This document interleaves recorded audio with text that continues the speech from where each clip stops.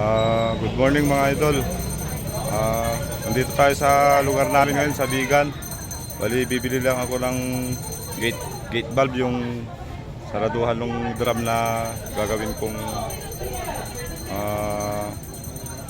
paglagyan ng hito, pag-alagaan ng hito.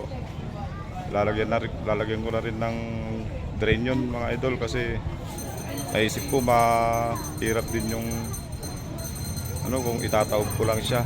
So lalagyan ko na lang siya ng drainage para makita nyo na rin mga idol kung paano ko gagawin. Pero bagong lahat, pasyal muna tayo dito sa lugar namin mga idol, dito sa Bigan. Ito mga idol, ito yung tinatawag namin na Calle Crisologo mga idol. Yan. Maraming mga turista dito mga idol, pupunta dito, kaya nga dati yung trabaho ko, nag-tour guide ako dito. Pero ngayon pumasok na lang ako sa may Empanadahan. Yan, dami kong mga guest dati mga idol sa Facebook ko nga. Kikita nyo dun yung mga guest ko dati. Naglalakad na lang ako mga idol kasi bawal dito yung motorized na vehicle. Tsaka galing ako, nasa work ako, pero nagpaalam lang ako sa boss ko.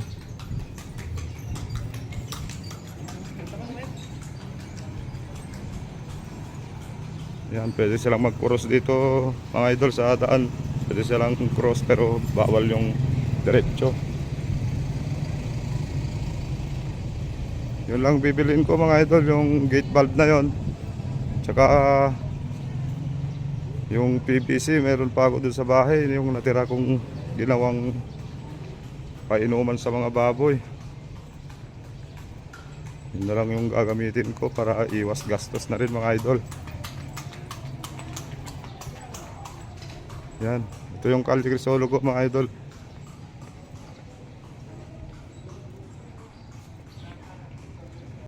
Yan, dito na tayo mga idol sa construction supply, Newborn Construction Supply.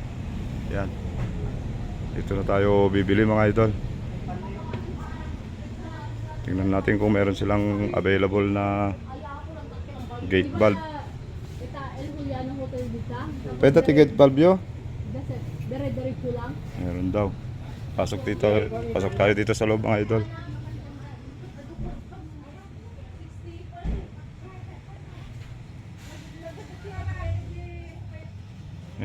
Dito na lang muna mga idol. Good evening mga idol. May napili tayong dalawang biik. Sayang naman, mura lang yung bili natin kasi kakilala ko yung may-ari. Ito, pagkagaling ko lang ng work mga idol, mag-i-inject tayo ng antibiotic. Yan, amoxicillin LA para bacterial flushing, matanggal yung mga bakterya nila para hindi nila madala dito sa kulungan ko. Ganito ako pagka bumibili ng mga biik sa labas mga idol. Kailangan nating injekan ng antibiotic para bacterial flushing, matanggal yung mga bakterya nila, hindi nila madala dito yung mga bakterya.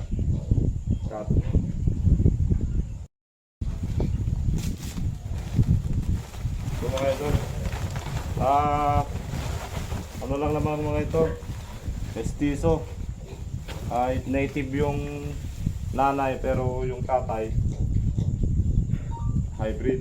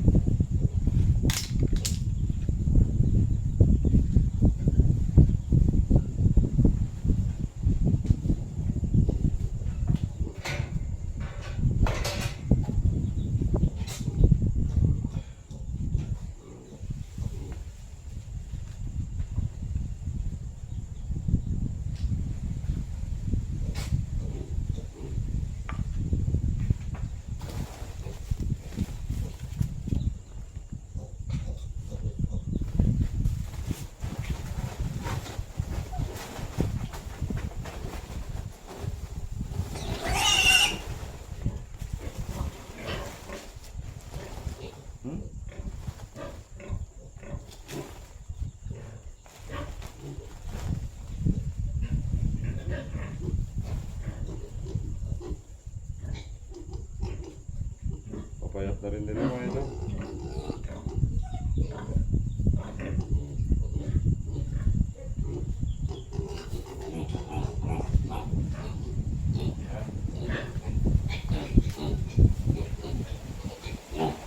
Ayan na lang muna sila mga idol.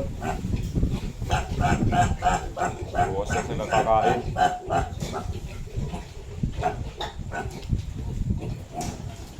Tapos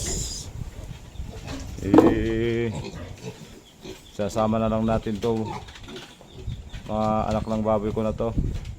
Yan.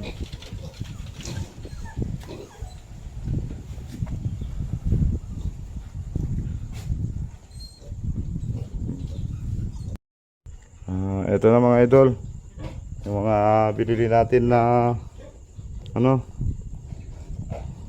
gagamitin natin sa gagawin natin dito sa drum. Yan yung letter T, tapos gate valve, tapos solvent, tapos epoxy. Ang padikit natin dito, bubutasan natin dito mga idol. Tara, gawin na natin to mga idol.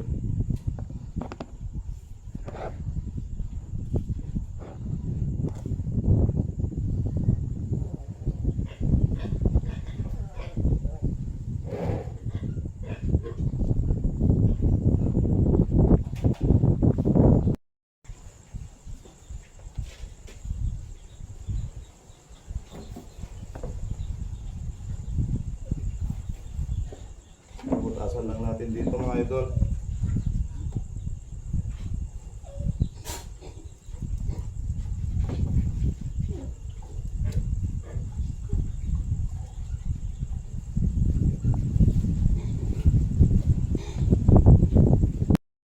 Ayan.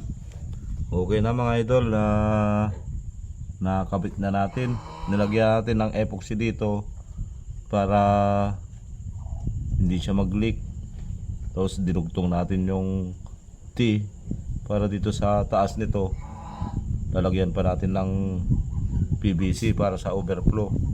Tapos nagdugtong ulit tayo dito sa gate valve para sa drain. Wag 100% drain dito. Overflow yung dito. Hanggang dito sa 75% na ano na puno na bago mapuno. Hanggang dito lang yung tubig natin mga idol.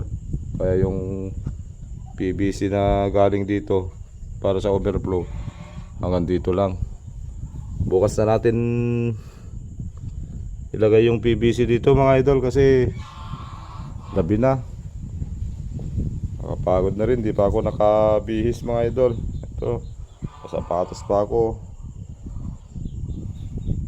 Tinapos ko lang ito para matuyo muna yung epoxy dito. Dito ako naglagay ako ng sealant dito, yung para nun yung solvent para magdikit sila, walang leak. Yan, bukas na lang natin ano, madaling araw na lang natin gawin ulit mga idol.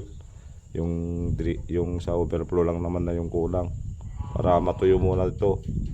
Titignan ko mamayang madaling araw mga idol kung tuyo na to yung epoxy para may lagay na natin yung sa PVC na pang overflow yung dito, yung taas nya. Sige mga idol, pagod na rin ako. Bukas na lang ulit mga idol. Babay muna mga idol. Good morning mga idol. Gagawin na natin tong ano, tong pagaya natin ng ano, ng dito. Yan, tapos na mga idol. Yung ano niya.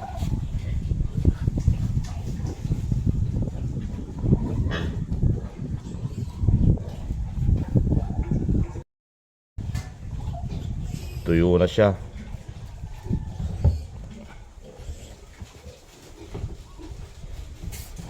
Yan. na mga idol. Lagyan na lang natin ng PVC dito pataas.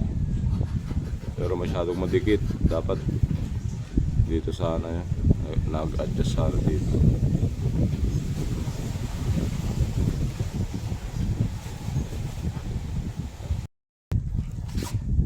Okay na mga idol.